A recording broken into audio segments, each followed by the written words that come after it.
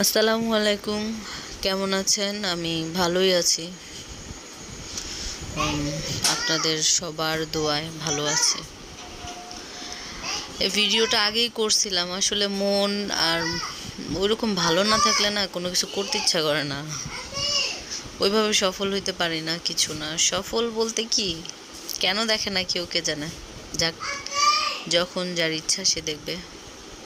আর আমি তো ওইভাবে তেমন কিছু ছাড়তেও পারি না যে মানুষকে ভালো মজা দিতে পারবো, সরি মানে মানুষকে একটু বলে না এন্টারটেনমেন্ট আমি করতে পারবো ওরকম। তো দেখেন, মানুষ মাত্রই বিচিত্র, তাই না? হাজার চিন্তা, টেনশন, তারপর বিরক্ত, দুঃখ, ঝামেলা সব নিয়েও মানুষ হাসতে জানে, হাসতে হয়। সেদিন আমি হসপিটালে গেছিলাম। আমি, আমার মেয়ে, আমার ছেলে, আমার হাজবেন্ড একসাথে। আমার অনাগত বাবু কিভাবে আসবে এই টেনশনে আসলে মাথায় কিছু ঢুকতেছে না। আর সময় যত এগিয়ে আসতেছে আমি ততটাই নার্ভাস হয়ে যেতেছি, আমি বুঝতেছি না। তবে আল্লাহ ভরসা, আমার জন্য আল্লাহ যা করবে ভালোই করবে।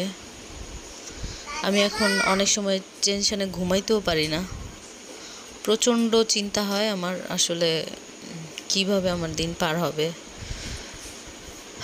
কিভাবে আমার সময়টা চলে আসবে, জানি না কি হবে। কারণ আমি জানি সবাই বলবে কি আর হবে, সিজারই হবে। আসলে আমি চাই নাই, কখনো চাই নাই এটা।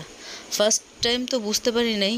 আর ওইভাবে আমাকে উপদেশ দেওয়ার মতো তেমন কেউ ছিল না, কেউ বইলাও দেয় নাই। আমার জামাইটাও আনাড়ি ছিল, আমিও ছিলাম আনাড়ি। এখন তার ফল পাইতেছি। যাক, যাদের যাদের বলার মতো তেমন কেউ থাকে না, তাদের জন্য তো নিশ্চয়ই আল্লাহ আছে, অবশ্যই আছে, তিনি আমাকে হেল্প করবেন।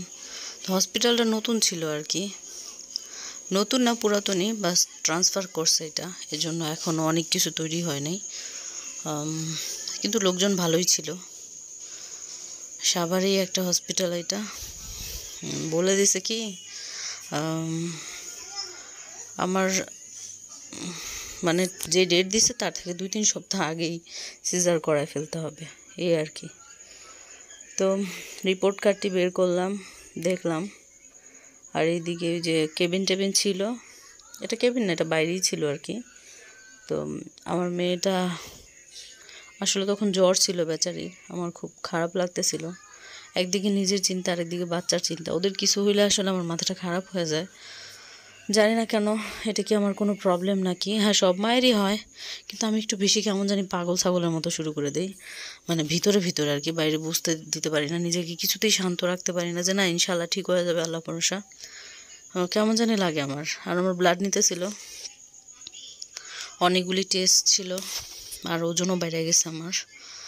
কেন বাড়ছে জানি না, আহামরি যে একদম পুরা মানে রাক্ষসের মতো খাই তেমনও না, কেন বাড়তেছে বুঝতেছি না। যাক, আশা করি কমে যাবে। আর ওজন তো কমাইতেই হবে, নয়তো রক্ষা নেই। আর বাইরে এদিকে বললাম না এটা নতুন হসপিটাল ছিল, সেই অনুযায়ী লোকজন ভালোই। আর হসপিটালটা অনেক বড় ছিল, সো মানুষ বেশি থাকলেও ওই রকম গ্যাদারিং হইতেছিল না। জানি না কী হবে। আমরা চলে যাইতেছিলাম, কারণ কাজটা শেষ, ব্লাড পড়ছিল আর ছিল, ডাক্তার দেখাইলাম। তারপর বলছে রিপোর্ট কার্ডটা মঙ্গলবারই দিবে। এখন আপনারা দোয়া করবেন যেন ভালো হয়। আর আমার ছোট ছোট বাচ্চা রেখে যেন আমাকে একটু দূরে থাকতে না হয়, আমি এটা চাইও না। যাদের ছোট বাচ্চা আছে তারা জানে যে পরে সিজারের জন্য প্রিপারেশন নেওয়া কতটা কষ্টের। যদিও আমি নর্মালের জন্য প্রিপারেশন নিয়েছিলাম, কিন্তু সবাই আমার বলতেছে এটা হবেই না। দোয়া করবেন, ভালো থাকবেন। আসসালামু আলাইকুম।